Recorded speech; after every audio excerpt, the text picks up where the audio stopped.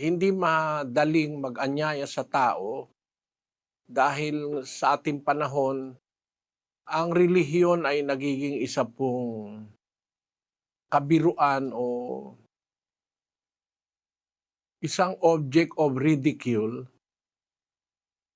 sa mga ibang tao dahil sa nasasaksihang mga iba't ibang gawaing mali sa mga relihiyon sa ating panahon.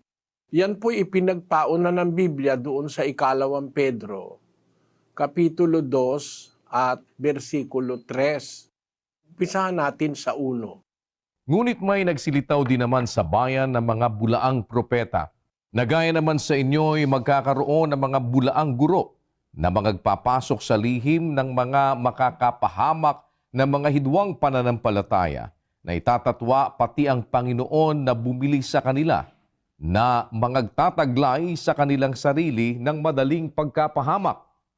At maraming magsisisunod sa kanilang mga gawang mahahalay na dahil sa kanila ay pagsasalitaan ng masama ang daan ng katotohanan. Dahil doon sa mga bulaang propeta, mga maling relihiyon, dahil sa kanilang masasamang gawa, pagsasalitaan ng masama ang daan ng katotohanan.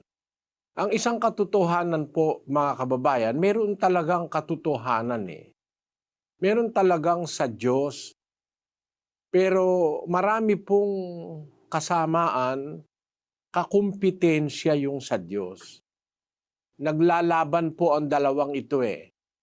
Yung puwersa ng Diyos at yung puwersa ni Satanas. And sa mundo, mas nakararami po ang pumapanig sa masama. Kaya dahil doon sa kanilang ginagawang masama, napagsasalitaan ng masama pati yung daan ng katotohanan. Kasi majority yung gumagawa ng masasama. Pakinggan niyo po sa 7 ng Mateo, versikulo 13.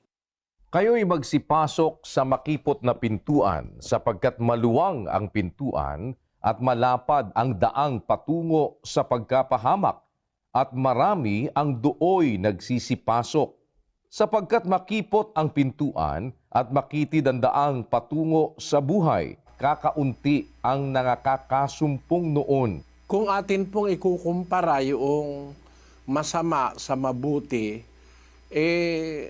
maluwang ang wika ang pintuan, malapad ang daan, patungo sa pagkapahamak.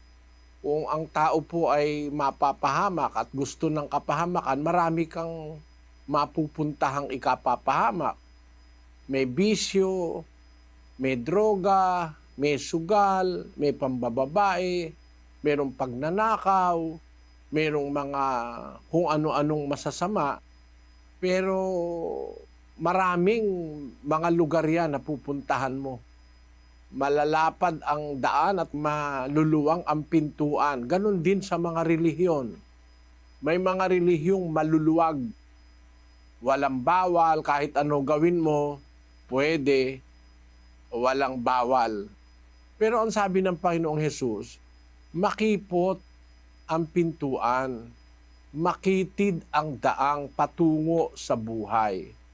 Kakaunti ang nakakasumpong noon.